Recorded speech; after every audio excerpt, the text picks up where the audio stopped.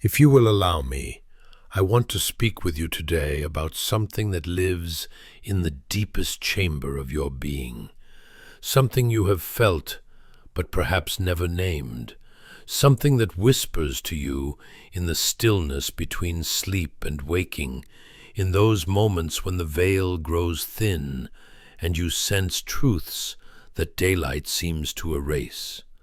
I have spent decades in service to the mystery of human consciousness, walking alongside thousands of souls as they navigate the great questions of existence. And in all my years of readings, of entering that sacred space between worlds, I have witnessed one truth that returns again and again, like a tide that cannot be denied. Your soul knows how you will die. Now, I understand that these words may land heavily upon you. Perhaps you feel a tightening in your chest, a quickening of your pulse. This is natural. We are taught to fear death, to push it to the margins of our awareness, to live as though we are permanent fixtures in a temporary world. But if you are here, if something drew you to this moment, to these words, then you are among those who sense there is more. You are someone who has felt the whisper, who has caught glimpses in dreams or sudden knowings that made you pause and wonder. You are someone whose soul is ready to remember what it has always known. What I am about to share with you in the time we have together will reorganize the way you see your life, your purpose, and yes, your death. This is not morbid fascination. This is sacred remembrance. And I promise you, by the time we reach the end of this journey together, you will feel something shift within you, a recognition, a homecoming, because the truth about death is also the truth about life, and your soul has been trying to tell you this all along. Before we go further, I want to ask something of you. If this message resonates, if you feel that pull of recognition, I invite you to subscribe to this channel. What we discuss here is not often spoken of in the noise of the world. These are the conversations that happen in the quiet spaces, the sacred spaces, and I am honored to hold this space with you. And when we finish, I will ask you a question, something for you to sit with and perhaps share in the comments, because your experience, your knowing, matters. It adds to the collective understanding. And if you know someone who needs to hear this, someone who is wrestling with fear or seeking deeper meaning, share this with them, not as a burden, but as a gift, as an act of love. Now, let us begin. There is a pattern I have observed throughout my work, a pattern that appears in the readings like a golden thread woven through the tapestry of human experience. When I enter that state of consciousness where the boundaries dissolve, where I can perceive the soul's journey across time and space, I see that each soul carries within it a blueprint, not a rigid script, but a living design, a sacred architecture that includes not only how you will live, but how you will leave. Your soul chose this, not from cruelty, not from randomness, but from profound wisdom and purpose. You see, death is not the enemy. Death is not the failure. Death is the doorway, the transition, the sacred return. And your soul, in its infinite intelligence, knows the exact shape of that doorway for you. It knows because it chose it before you took your first breath in this body. It chose it as part of the curriculum of this lifetime, as part of the lessons you came to learn, the karma you came to balance, the love you came to give and receive. I know this may sound strange to the rational mind. How can the soul know such a thing? How can death be chosen? But consider this. If you accept that your soul is eternal, that it has lived before and will live again, that it exists beyond the confines of this single lifetime, then you must also accept that it operates with a wisdom far greater than the conscious mind. The conscious mind sees only the surface, the immediate, the linear progression of days and years, but the soul sees the whole. It sees the spiral. It sees the purpose woven into every joy and every sorrow, every meeting and every parting. In my readings, I have seen souls who knew they would leave young, and they packed a lifetime of love and teaching into brief years. I have seen souls who knew they would live long, carrying wisdom forward like a torch through the darkness. I have seen souls who chose sudden departures, like lightning strikes that awaken everyone around them. And I have seen souls who chose slow, gradual transitions, giving themselves and their loved ones time to prepare, to forgive, to complete what needed completing. None of this is random. None of this is punishment. It is design, sacred design. And here is where it becomes deeply personal for you. If your soul knows how you will die, then it also knows why. It knows what that particular ending will teach you, what it will teach those around you, what it will complete in the great web of relationships and karma that you are part of. Your death is not separate from your life. It is the final note in the symphony, and the soul has been composing toward it all along. Now you might be wondering, if my soul knows, why don't I know? Why isn't this conscious knowledge? And this is a beautiful question, one that goes to the heart of the human experience. You see, if you knew with absolute certainty the day and manner of your death, how would you live? Would you live fully, or would you live in fear? Would you take risks, love deeply, pursue your purpose, or would you become paralyzed by the knowing?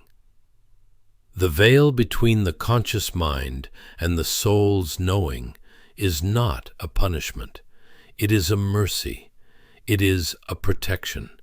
It allows you to live with presence, with courage, with the beautiful uncertainty that makes each day precious.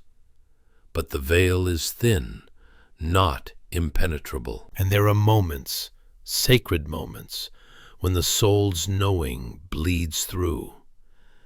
Have you ever had a dream that felt more real than waking life?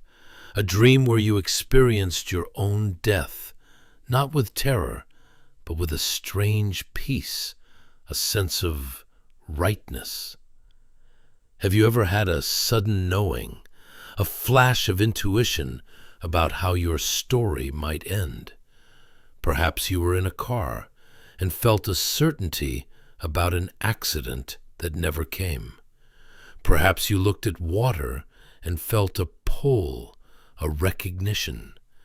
Perhaps you imagined illness or old age with a clarity that seemed to come from somewhere beyond imagination. These are not premonitions in the fearful sense. These are whispers from your soul. They are moments when the veil thins and you catch a glimpse of what has always been known. And rather than filling you with dread, these glimpses, when understood correctly, can fill you with purpose. Because if your soul knows how you will die, then it also knows how you must live. Let me take you deeper into this mystery. In the readings, I have accessed what we might call the Akashic Records, the great library of all souls, all lifetimes, all experiences.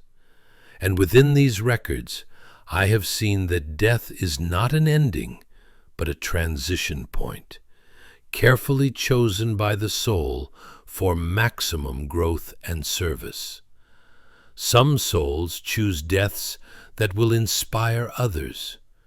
Some choose deaths that will bring families together.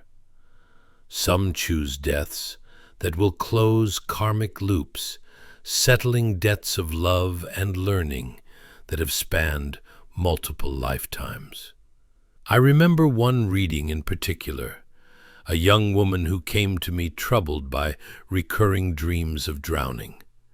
She was terrified of water, had been since childhood, and yet the dreams persisted with a vividness that haunted her waking hours. When I entered the reading, I saw that in a previous lifetime she had died by drowning, but not as a victim.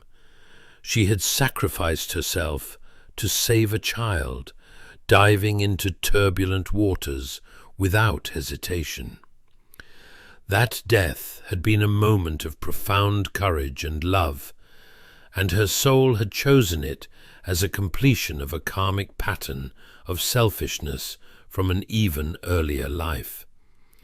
But here is what matters.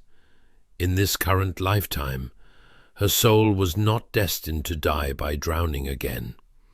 The dreams were not premonitions of her future death. They were memories of her past death, surfacing to remind her of her capacity for courage, for selfless love. Her soul was showing her who she truly was beneath the fears of the conscious mind. And once she understood this, once she integrated that knowing, the dreams ceased. The fear of water transformed into respect, even affinity. She learned to swim. She found peace. This is the gift of understanding that your soul knows. It transforms fear into wisdom. It transforms the unknown into the sacred.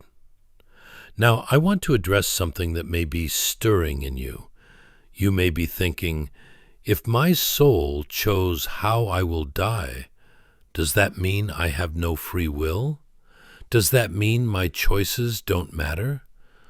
And this is where we must understand the beautiful paradox of existence. You have absolute free will within the framework of your soul's design. Think of it like this. Your soul chose the instrument you would play in the great orchestra of life. It chose the key, the tempo, the general melody. But how you play that instrument, the nuances, the improvisations, the passion, or the hesitation, that is your free will. That is your daily choice. Your death is a fixed point, yes, but the path to it is fluid. You can meet it with fear or with grace. You can live the years before it in resistance or in alignment. You can waste the time you have, or you can honor it as the precious gift it is. The soul knows the destination, but you choose the journey.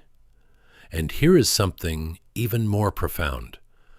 By living in alignment with your soul's purpose, by listening to those whispers, those intuitions, those moments of deep knowing, you can actually transform the experience of your death. You cannot change the when or the how, but you can change the why. You can infuse it with meaning. You can make it a conscious transition rather than a fearful ending. I have seen this in my own life, in my own work. There have been moments when I felt the presence of my own death, not as a distant abstraction, but as a living reality waiting in the future. And rather than filling me with terror, these moments have filled me with urgency. Not the frantic urgency of fear, but the sacred urgency of purpose. They have reminded me that my time here is limited, that the work I came to do must be done with full presence, with full commitment. They have stripped away the trivial and revealed the essential. This is what the soul's knowing offers you. Not fear, but clarity. Not paralysis, but purpose. Let us explore the different ways the soul communicates this knowing to you, because it is always communicating, always whispering, always leaving breadcrumbs for you to follow back to the truth of who you are and why you are here. The first way is through dreams. Dreams are the language of the soul, the space where the conscious mind relaxes its grip and the deeper truths can surface. Pay attention to recurring dreams, especially those that involve your own death or transition. These are not nightmares to be feared. They are teachings to be understood. Write them down. Sit with them. Ask yourself, what is my soul trying to show me? What quality or lesson is embedded in this imagery? If you dream of dying in fire, perhaps your soul is showing you the theme of transformation, of purification, of burning away what no longer serves. If you dream of dying peacefully in sleep, perhaps your soul is showing you the theme of surrender, of trust, of gentle release.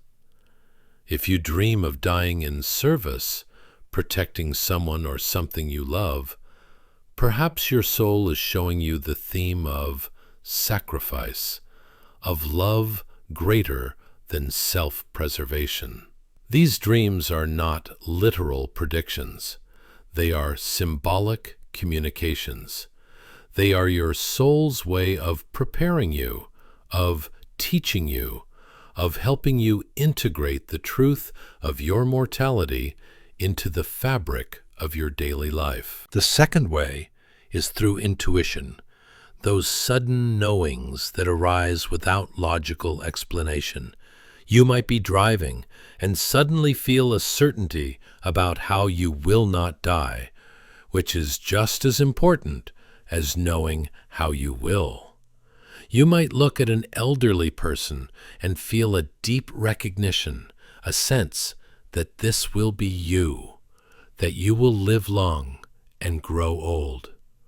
Or you might feel the opposite, a sense that your time is shorter, that you must live with intensity and purpose now, not later. Trust these intuitions. They are not random. They are not anxiety. They come from a place deeper than fear, a place of quiet knowing. And when you honor them, when you let them guide your choices, you align yourself with your soul's path. The third way is through synchronicity, those meaningful coincidences that seem to carry messages from the universe itself. You might repeatedly encounter stories of people who died in a particular way, and rather than making you fearful, it makes you thoughtful. You might find yourself drawn to certain spiritual teachings about death and transition. You might meet people who have had near-death experiences and feel a deep resonance with their descriptions. These synchronicities are not random. They are your soul orchestrating your conscious mind's education, bringing you the information and experiences you need to prepare, to understand, to integrate. And the fourth way, perhaps the most profound, is through silence. In meditation, in prayer, in those moments of deep stillness when you are fully present and fully open, you may simply know.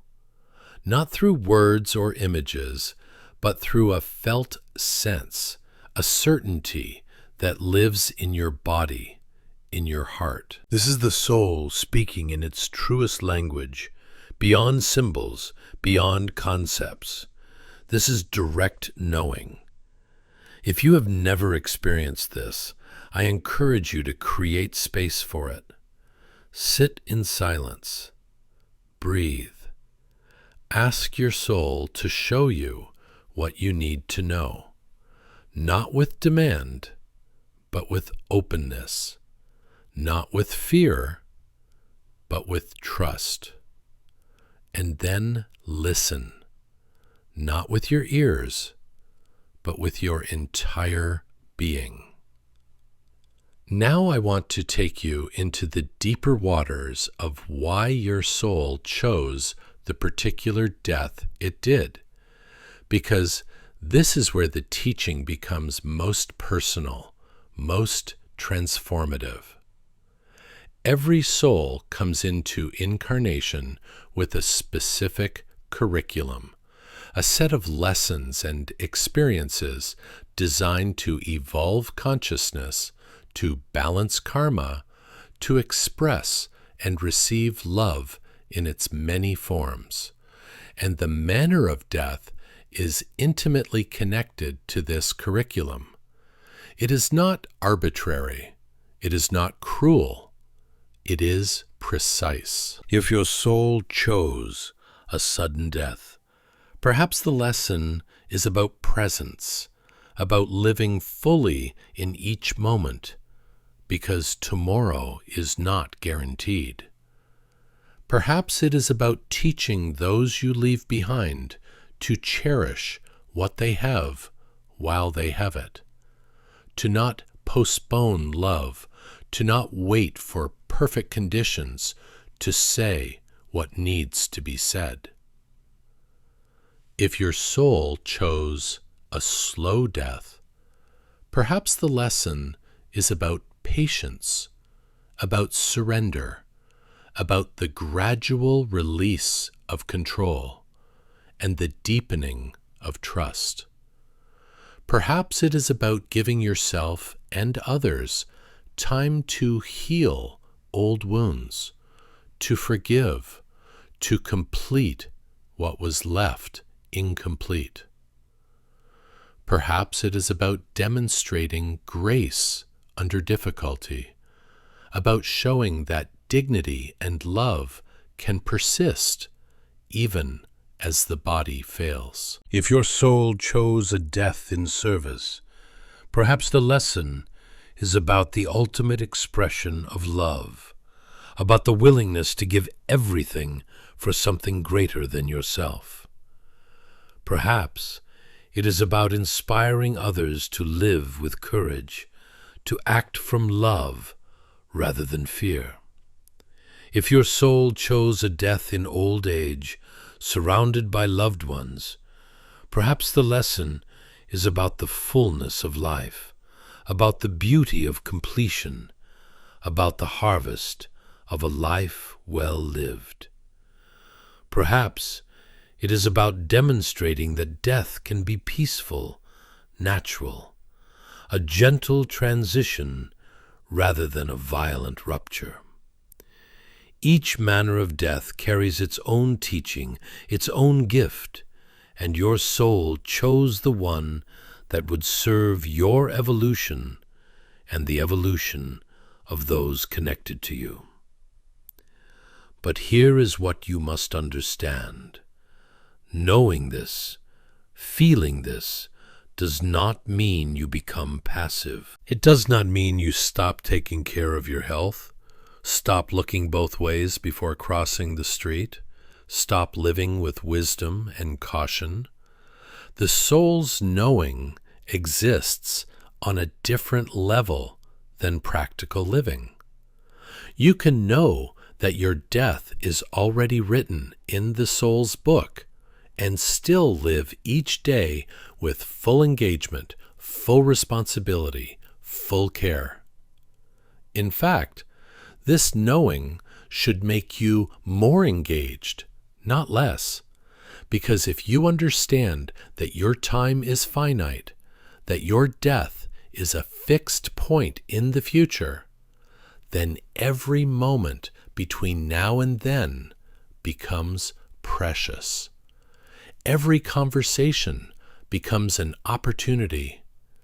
Every sunrise becomes a gift. Every chance to love, to serve, to create, to heal becomes urgent and sacred. This is the paradox. Accepting your death makes you more alive. I have walked with many souls who were approaching their transition, and I can tell you that those who had made peace with their mortality, who had listened to their soul's whispers and prepared themselves spiritually, died with a grace and a peace that was almost luminous. They did not cling. They did not rage against the inevitable. They surrendered into it like slipping into warm water, with trust, with curiosity, even with a kind of joy. And those left behind, while they grieved, also felt something else. They felt the rightness of it. They felt that their loved one had completed something, had fulfilled something. The death, while painful, did not feel wrong. It felt like a natural conclusion to a well-lived story. This is what your soul wants for you. Not a death filled with terror and resistance, but a death filled with consciousness and grace. And the preparation for that death begins now, in how you live, in how you listen, in how you align yourself with the deeper currents of your being. Let me share with you some of the signs that your soul is trying to communicate with you about your death. These are not meant to frighten you, but to awaken you, to help you recognize the whispers so you can respond with wisdom rather than fear. The first sign is a persistent feeling that you will not live to old age, or conversely, a deep certainty that you will. This is not anxiety. Anxiety is chaotic, fearful, obsessive. This is a quiet knowing, a felt sense that persists beneath the surface of daily life. If you have this feeling, honor it. Let it inform how you live. If you feel your time is short, live with intensity and purpose. If you feel your time is long, live with patience and depth, building something that will last. The second sign is a recurring dream or vision of your death. As I mentioned earlier, these are not literal predictions, but symbolic teachings. Pay attention to the emotions in these dreams. Are you afraid, or are you peaceful? Are you alone, or are you surrounded by love? These details reveal what your soul is trying to teach you about the quality of your transition. The third sign is a strong attraction or repulsion to certain ways of dying. Perhaps you have always been terrified of drowning, or of fire, or of illness. Or perhaps you have felt a strange peace when imagining a particular kind of death. These feelings are not random. They are echoes of past life experiences or previews of future transitions. They are your soul's way of preparing you, of helping you integrate the reality of your mortality. The fourth sign is a pattern of near misses, moments when you almost died but didn't. These are not accidents. These are your soul showing you that it is not yet time, that you still have work to do, lessons to learn, love to give. But they are also reminders of your mortality, wake-up calls to stop sleepwalking through your life and start living with full consciousness. The fifth sign is a deep, unexplainable peace when contemplating your own death. This is perhaps the clearest sign that your soul has integrated the knowing. When you can think about your death without terror, without denial, but with a calm acceptance and even curiosity, you are in alignment with your soul's wisdom. If you recognize any of these signs in your own life, do not be afraid. This is not a curse. This is a gift. This is your soul reaching out to you, inviting you into a deeper relationship with the truth of your existence. Now, let us talk about what to do with this knowing, because awareness without action is incomplete. The soul's whispers are meant to guide you, to transform how you live, not just how you think about death. The first practice is to live with death as a companion, not as an enemy.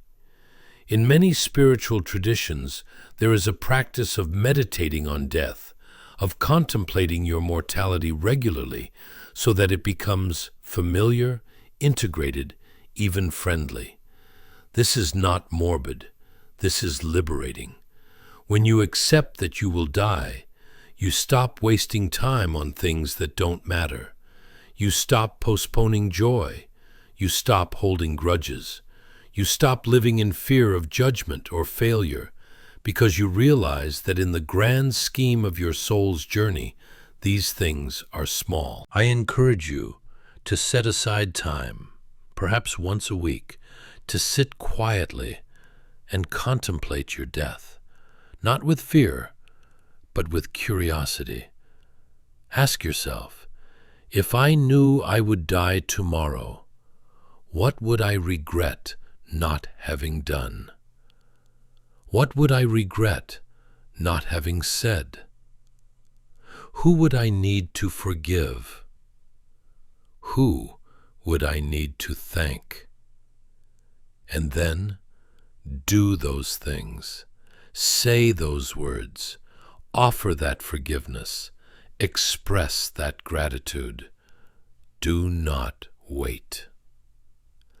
The second practice is to listen to your soul's guidance about how to live. If your soul is whispering that your time is limited, then live with urgency. Pursue your purpose with full commitment. Do not waste years in jobs or relationships that drain you. Do not postpone your dreams until retirement. Do not wait for perfect conditions. Act now. If your soul is whispering that your time is long, then live with depth. Build something that will outlast you. Invest in relationships that will span decades. Learn, grow, evolve. Do not rush. Do not burn out. Pace yourself for the long journey. The third practice is to prepare spiritually for your transition. This does not mean becoming obsessed with death. It means cultivating the qualities that will serve you when the time comes. Surrender, trust, love, forgiveness, peace. These qualities are not just for the moment of death, they are for every moment of life, but they become especially important at the threshold. Practice surrender in small ways. When things don't go according to your plan, practice letting go, trusting that there is a larger plan at work. Practice forgiveness, releasing old resentments and hurts so that when your time comes, you are not carrying heavy baggage. Practice love, giving it freely and receiving it fully, so that your heart is open and ready for the great transition. The fourth practice is to have conversations about death with those you love. Break the silence, break the taboo. Talk about your wishes, your fears, your hopes. Share your dreams and intuitions. Ask them about theirs. These conversations are gifts. They prepare everyone involved. They remove the shock and the chaos from death and replace it with consciousness and intention. And the fifth practice is to create a legacy of love. Live in such a way that when you die, you leave behind more love than you found. This is the true measure of a life well lived. Not wealth, not fame, not accomplishments, but love. Love given, love received, love multiplied and spread like light in the darkness. Your soul knows how you will die, but it also knows why you lived. And the why is always love. Every lesson, every challenge, every joy, every sorrow, it all serves the expansion and expression of love. This is the curriculum. This is the purpose. So when you feel the whisper of your mortality, when you catch a glimpse of your soul's knowing, do not turn away in fear. Turn toward it with courage. Let it teach you. Let it guide you. Let it transform how you live each precious day you have been given. I want to share with you now a vision I have seen many times in the readings. A vision of what happens at the moment of death, when the soul has prepared, when the conscious mind and the soul's knowing have aligned. There is a moment, just before the final breath, when time seems to slow. The soul begins to withdraw from the body, gently, like a hand slipping out of a glove. And in that moment, there is a review, not a judgment, but a witnessing. The soul sees the life just lived, not as a linear sequence of events, but as a whole, a tapestry woven with threads of choice and consequence, love and fear, growth and resistance. And if the soul has lived consciously, if it has listened to the whispers and aligned with its purpose, this review is filled with a sense of completion, of satisfaction, of rightness. There may be things left undone, but there is no regret, because the soul knows that everything unfolded as it needed to, that every experience served the greater evolution. And then the soul releases fully from the body. And there is a moment of profound peace, of relief, like setting down a heavy burden after a long journey. The body, which has been both vehicle and limitation, is no longer needed. The soul is free. And what comes next is not darkness, not oblivion, but light. Not a blinding light, but a warm, welcoming light, like coming home after a long absence. And in that light, there are presences, souls who have gone before, loved ones, guides, teachers, all welcoming the returning soul with joy and love. This is not fantasy. This is not wishful thinking. This is what I have seen again and again in the space between worlds. Death is not an ending. It is a transition. It is a return. It is a homecoming. And your soul knows this. It has always known this. That is why it does not fear death the way the conscious mind does. The conscious mind fears the unknown, the loss of control, the separation from loved ones. But the soul knows that nothing is truly lost, that love transcends death, that consciousness continues, that the journey goes on. When you align with this knowing, when you let your soul's wisdom inform your conscious mind, fear begins to dissolve. Not all at once, perhaps. Fear is deeply rooted in the survival instinct, and that is natural and healthy. But the existential terror, the dread of annihilation, that begins to soften, and in its place comes a quiet confidence, a trust in the process, a sense that you are held by something much larger than yourself. This is the gift of knowing that your soul knows how you will die. It is not a burden. It is a liberation. Now, I want to address something that may be troubling some of you. You may be thinking, if my soul chose how I will die, what about tragic deaths? What about children who die young, or people who die violently, or deaths that seem senseless and cruel? How can those be part of a soul's plan? This is a profound question, and it touches on the mystery of suffering, which is one of the deepest mysteries of human existence. I do not claim to have all the answers, but I can share what I have seen in the readings. Every soul is on its own unique journey, and what appears tragic or senseless from the outside may carry deep meaning and purpose from the soul's perspective. A child who dies young may be an old soul who came for a brief, intense experience, or who came to teach a specific lesson to the parents and family.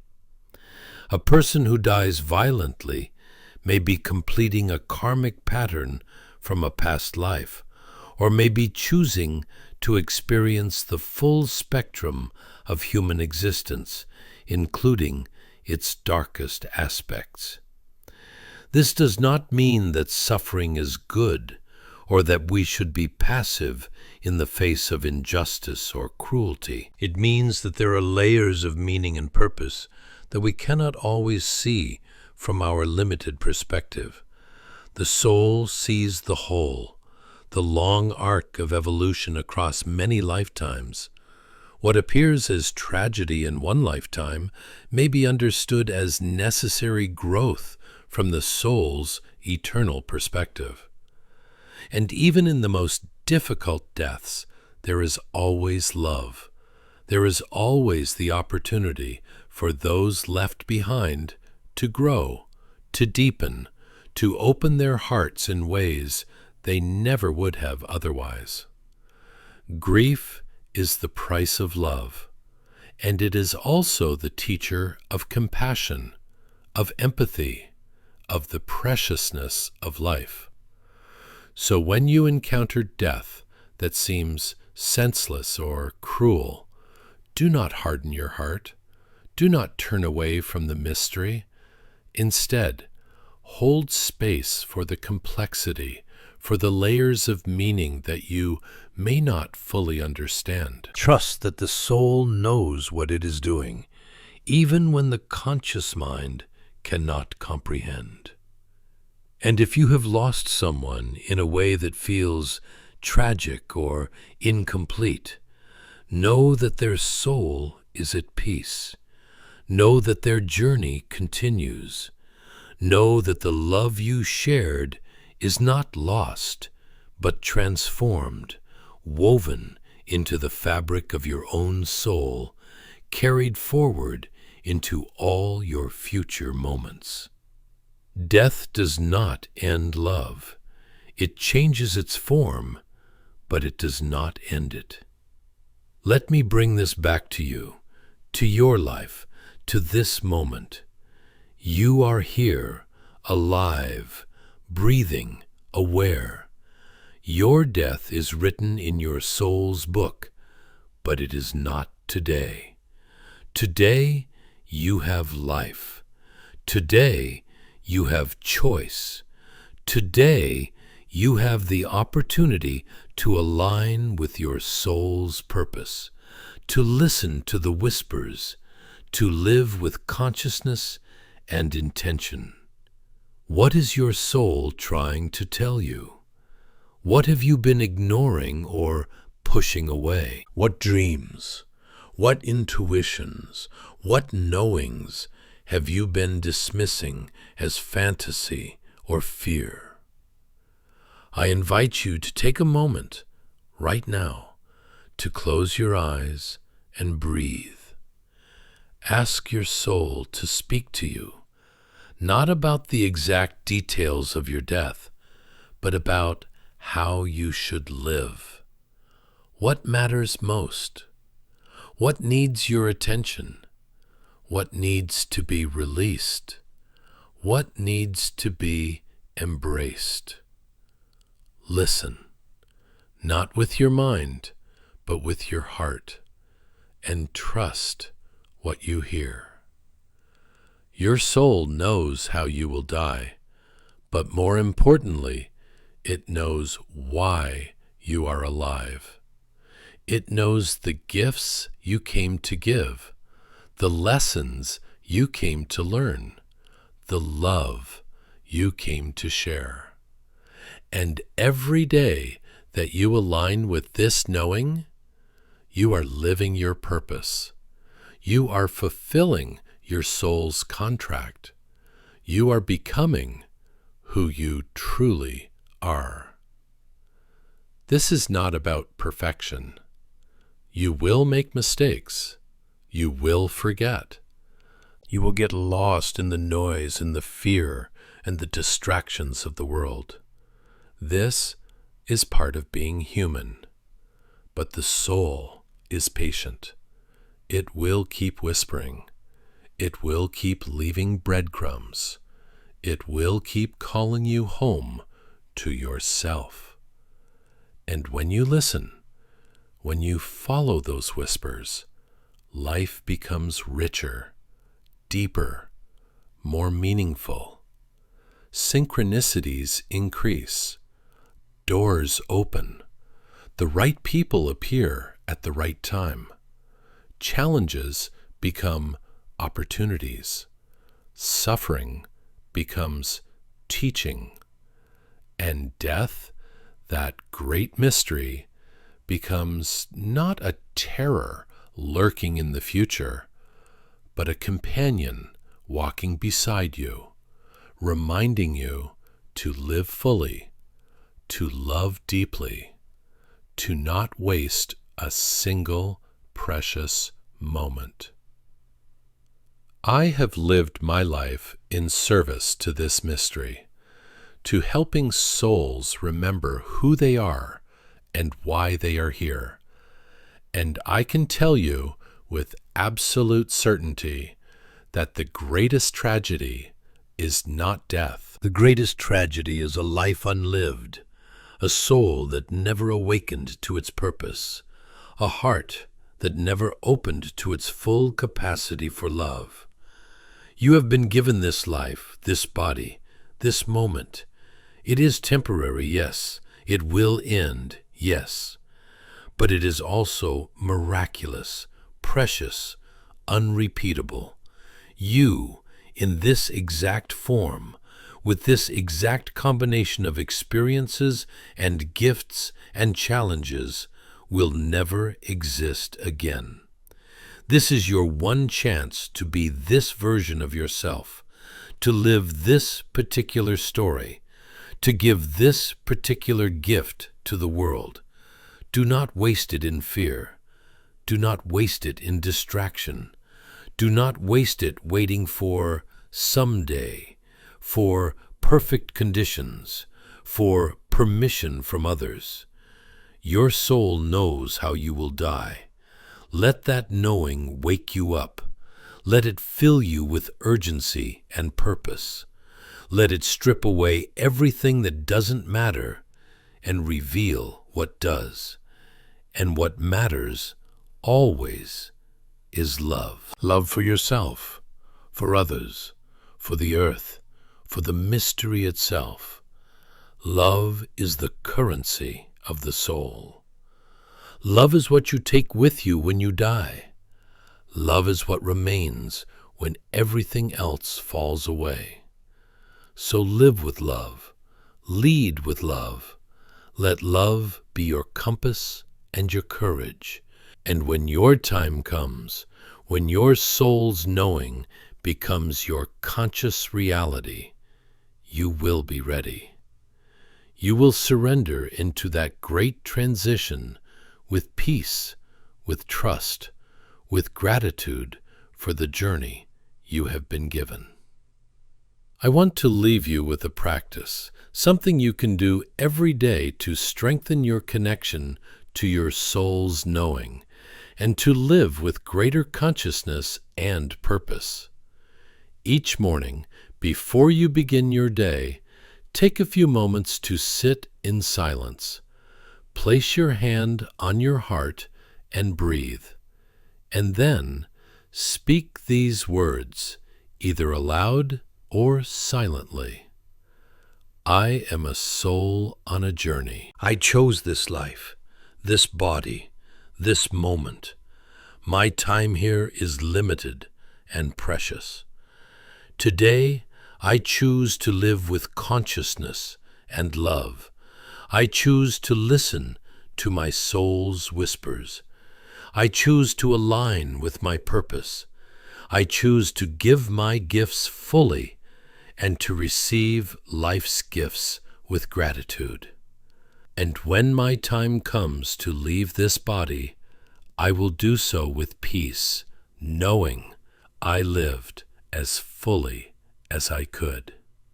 This simple practice, done daily, will begin to shift something in you. It will strengthen the connection between your conscious mind and your soul's wisdom. It will help you live with greater presence and purpose. It will prepare you, gently and gradually, for the great transition that awaits us all. And each evening, before you sleep, take a few moments to review your day, not with judgment, but with curiosity. Ask yourself, did I live today in alignment with my soul's purpose? Did I give love? Did I receive love? Did I listen to the whispers? What do I need to release? What do I need to embrace tomorrow? This practice of daily review is ancient and powerful. It keeps you conscious. It keeps you aligned. It ensures that you are not sleepwalking through your life, but living it with full awareness and intention. Let me share with you another layer of this mystery, something that has revealed itself to me through countless readings and years of deep contemplation. The soul's knowledge of death is not just about the final moment. It is woven into every significant transition you experience throughout your life. Each ending, each loss, each transformation is a small death, a rehearsal for the great transition. And your soul orchestrates these experiences to prepare you, to teach you, to help you develop the qualities you will need when the final threshold arrives. Think about the endings you have already experienced. The end of childhood innocence. The end of a relationship that once felt eternal. The end of a career or a dream.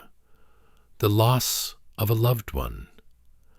The death of an old version of yourself as you grew and changed. Each of these was a kind of death, was it not? And in each one, you had a choice. You could resist, clinging to what was ending, fighting against the inevitable. Or you could surrender, allowing the old to fall away so the new could emerge. How you have met these small deaths reveals how you will meet the final one. If you have learned to surrender, to trust, to find meaning in loss, then you are already preparing for your ultimate transition.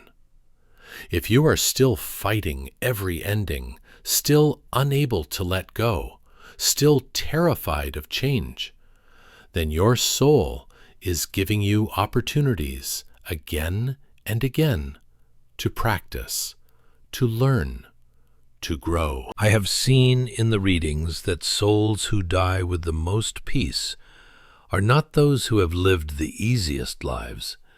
They are those who have faced many endings and learned from each one. They are those who have practiced surrender in the small moments, so that when the great moment comes, it is familiar, natural, even welcome. There is a teaching from the ancient mystery schools that speaks of death as the great initiator. In these traditions, spiritual seekers would undergo symbolic death experiences, entering dark chambers or caves, lying in stone coffins, experiencing the dissolution of the ego and the rebirth of the soul. These were not morbid rituals. They were sacred technologies for transformation. They were ways of dying before dying, of experiencing the transition consciously, so that when the physical death came, the soul would be ready. You do not need to enter a stone coffin to practice this. Life itself provides the initiations. Every time you face a fear and move through it, you are dying to the old self that was controlled by that fear.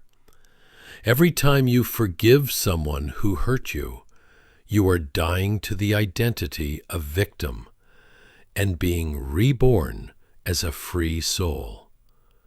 Every time you let go of a belief that no longer serves you, you are dying to ignorance and being reborn into wisdom. These are the practices of conscious dying, and your soul knows this. It has been guiding you through these initiations all along, preparing you for the final one. Now, I want to speak to those of you who have had what we call near-death experiences, or who have come very close to death and returned. You know something that others do not. You have glimpsed the other side. You have felt the peace, the light, the love that awaits. And perhaps you have struggled to integrate that experience back into ordinary life. Perhaps you feel like you no longer fully belong here, like part of you is still there in that space of infinite love and knowing. This is a sacred burden and a sacred gift. You have been given a preview, a remembrance of what your soul has always known.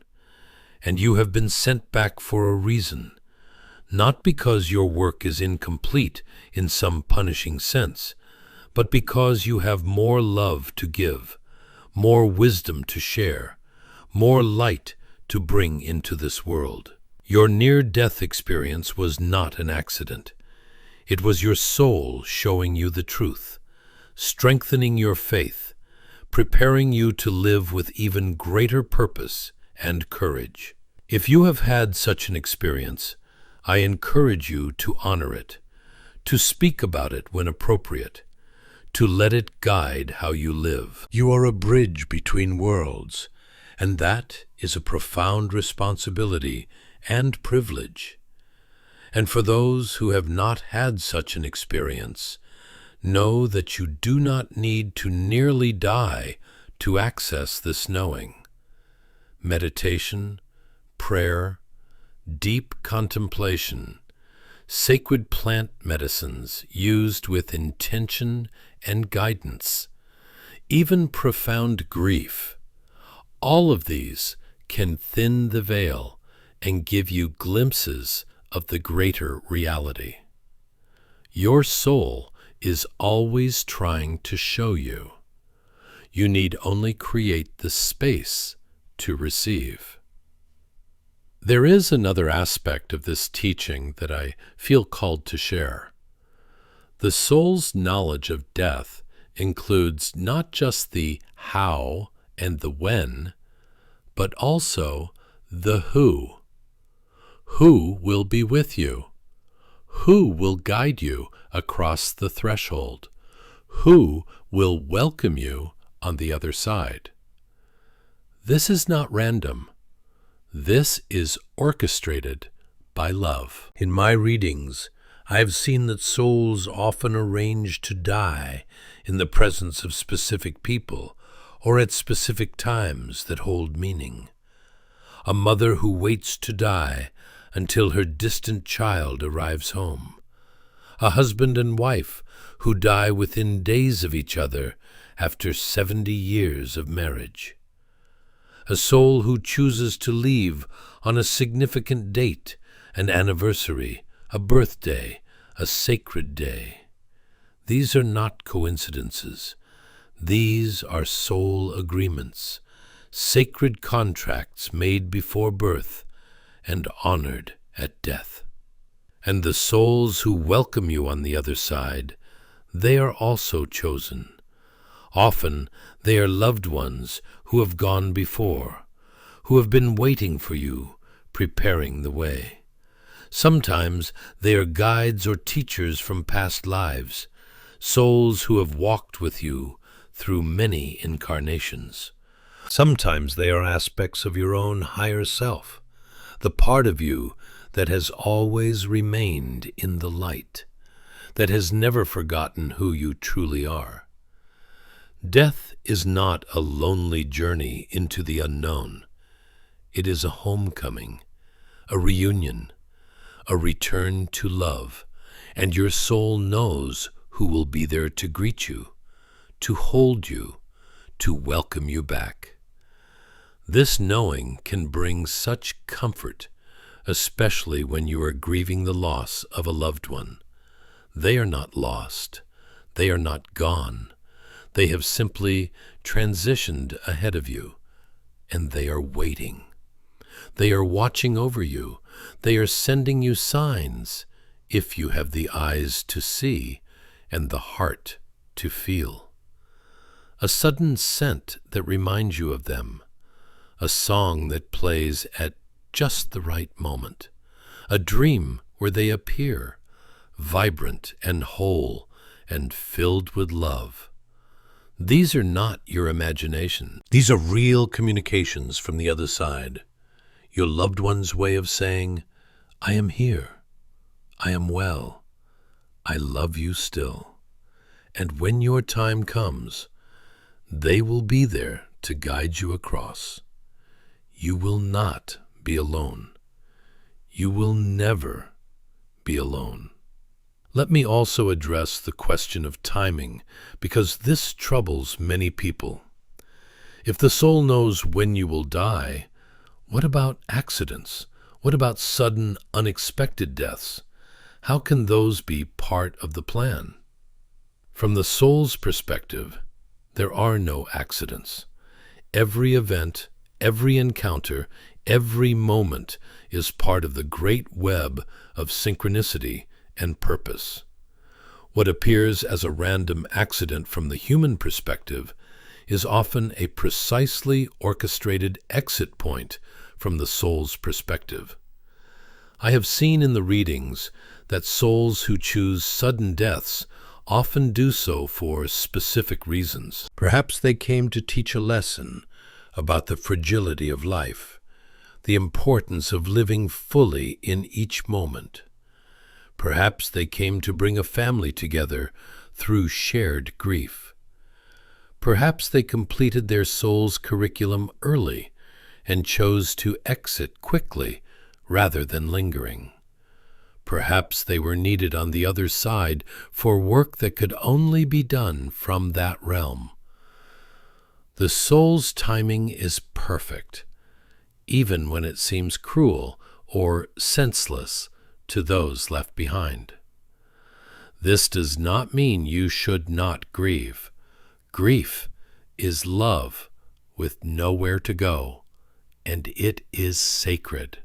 It is necessary. It is the price we pay for having loved deeply. But beneath the grief, if you can touch it, there is also a knowing, a sense that somehow, in ways you cannot fully understand, this was meant to be. This was part of the plan. This was the soul's choice. Trusting this does not make the pain less, but it can make it more bearable. It can transform senseless tragedy into sacred mystery. It can open a door to deeper faith, deeper surrender, deeper trust in the intelligence that guides all things. I want to speak now about the relationship between the soul's knowledge and medical intervention. Some people ask, if my soul knows when I will die, does that mean I should not seek medical treatment? Should I not try to prolong my life? Should I simply accept whatever comes? This is a misunderstanding of how the soul's plan works. Your soul's knowledge includes all the choices you will make, including the choice to seek treatment, to fight for life, to use every tool available to extend your time here. The soul's plan is not fatalistic. It is holistic. It includes your free will, your choices, your efforts. If you are meant to survive an illness, you will survive it, often because you chose to seek treatment, to fight, to use medicine and prayer and will. If you are meant to transition, you will transition, even with the best medical care. But the trying, the fighting, the choosing life, that is part of the journey. That is part of the lesson. That is part of honoring the gift of life you have been given. So yes, take care of your body, seek healing when you are ill, make healthy choices, live with wisdom and care. All of this is part of living in alignment with your soul's purpose. The soul's knowledge of death does not negate the sacredness of life. It enhances it. There is also the question of suicide, and I must address this with great care and compassion. If the soul knows when and how you will die, what about those who choose to end their own lives? Is this part of the soul's plan, or is it a violation of it? This is one of the most complex and painful questions in all of spiritual teaching. What I have seen in the readings is this: The soul knows all possibilities, all potential paths, and yes, for some souls, the path includes the choice to exit by their own hand. This is often connected to deep karmic patterns, to soul-level agreements, to lessons that are being learned across multiple lifetimes.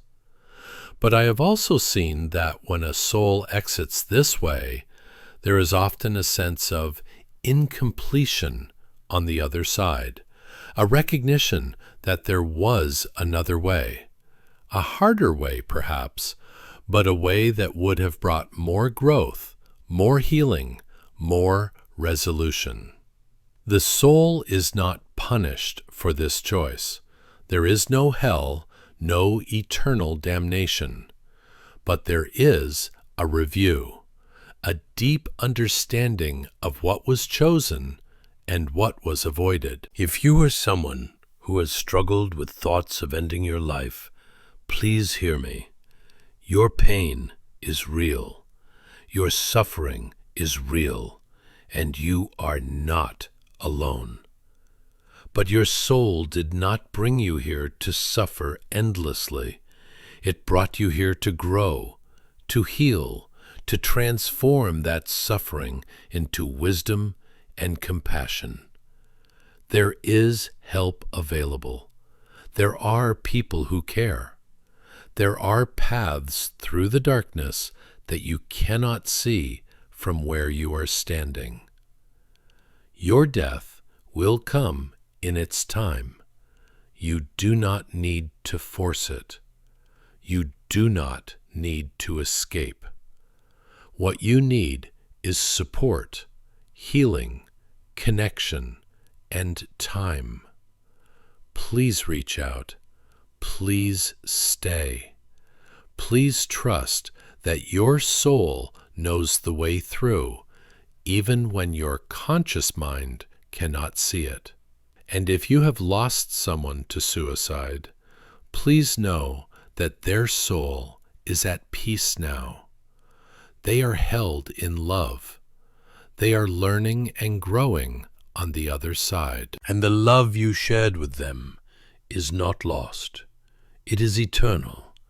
It transcends all choices, all pain, all endings. Let me bring us back to the practical, to the daily living of this truth. How do you live with the knowledge that your soul knows how you will die? How do you carry this awareness without becoming morbid or fearful or paralyzed? The key is to hold it lightly, to let it inform your choices without dominating your thoughts, to use it as a compass, not a cage.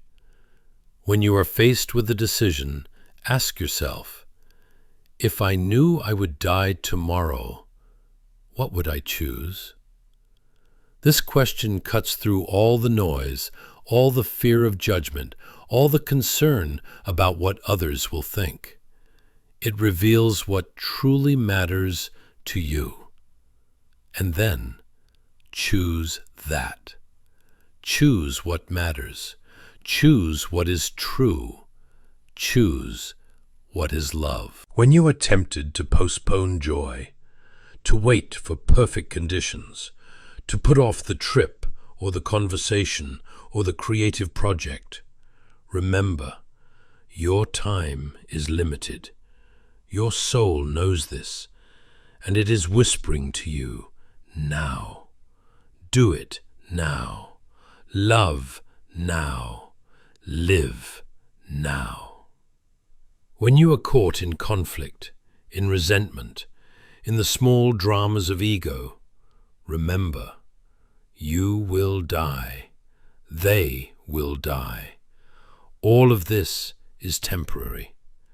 What will matter in the end?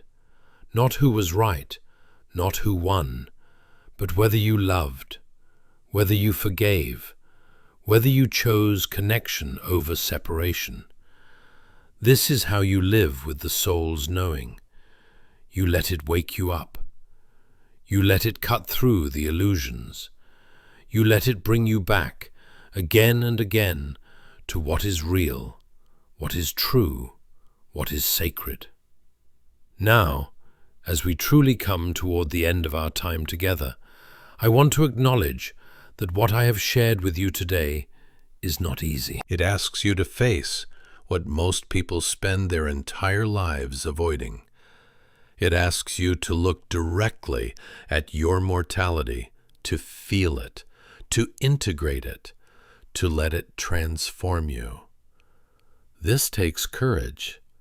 This takes willingness. This takes a kind of spiritual maturity that not everyone is ready for. But if you are still here, if you have stayed with me through this entire journey, then you are ready. Your soul brought you here for a reason. It knew you needed to hear this. It knew you were ready to remember. So I honor you. I honor your courage. I honor your willingness to look into the mystery and not turn away. And I want to remind you that you are not alone in this. Every soul that has ever lived has faced this same mystery. Every person you pass on the street, every loved one, every stranger, we are all walking toward the same threshold. We are all souls on a journey, temporarily housed in these beautiful, fragile bodies, learning and loving and growing until it is time to return home. There is a great comfort in this shared humanity, this shared mortality. It connects us at the deepest level. It reminds us that beneath all our differences, we are the same. We are all here for a brief time. We all face the same ultimate transition. We all have the opportunity to live with consciousness and love.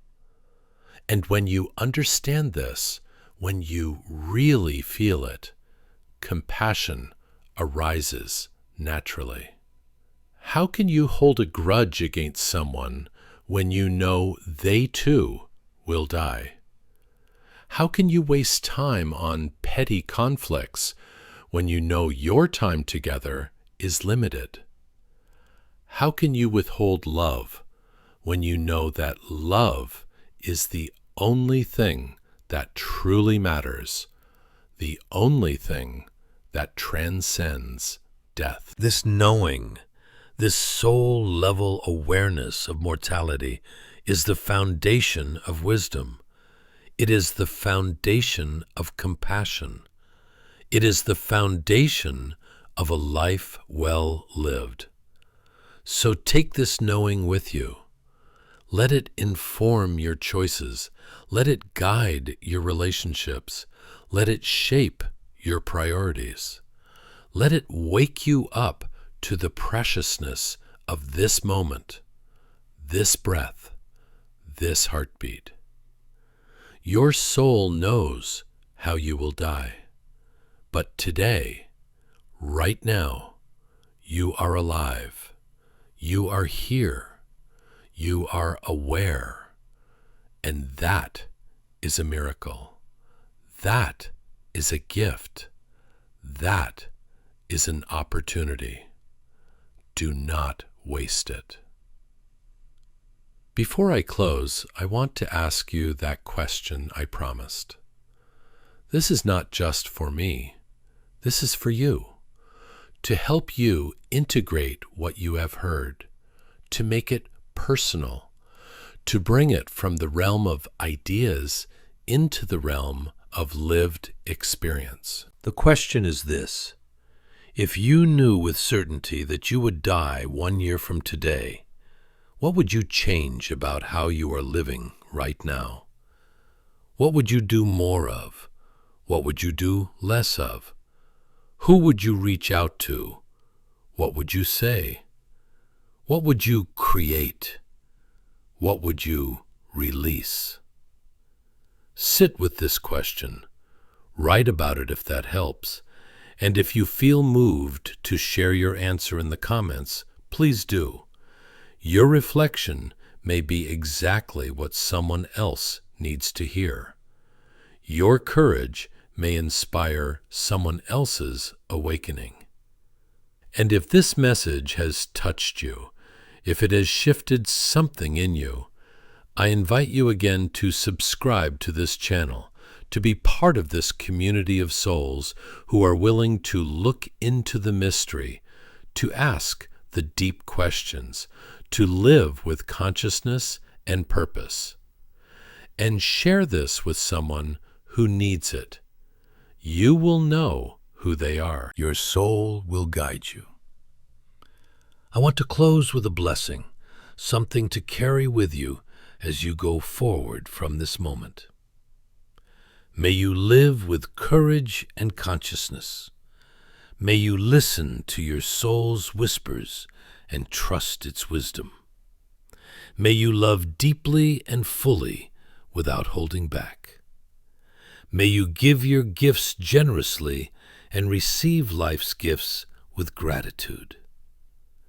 May you make peace with your mortality and let it awaken you to the preciousness of life. May you know that you are held by something much larger than yourself, that you are loved beyond measure, that your life has meaning and purpose. And when your time comes to leave this body, may you do so with peace, with trust, with the knowledge that you lived as fully as you could, that you loved as deeply as you could, that you became who you came here to be. You are a soul on a journey. You chose this life. You chose this moment, and your soul knows the way home. Walk in peace. Walk in love. Walk in the light of your own soul's knowing. Until we meet again, in this world or the next, I hold you in my heart and in my prayers. Thank you for being here. Thank you for listening. Thank you for having the courage to face the mystery. Your soul knows how you will die. Now go and live.